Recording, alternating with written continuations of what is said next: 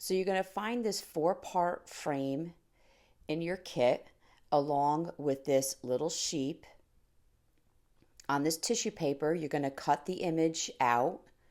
You're going to take your Mod Podge and put it on your square solid piece of MDF here.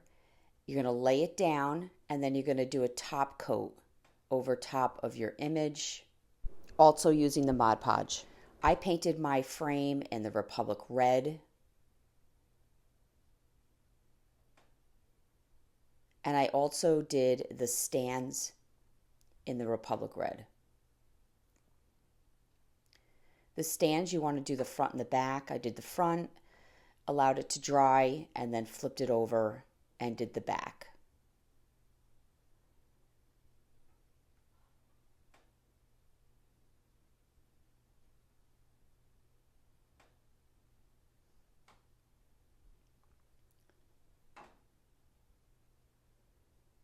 Then you want to take your glue and put it closer to the inner portion of the back side of the frame so it hits the edge of your square when you lay it down.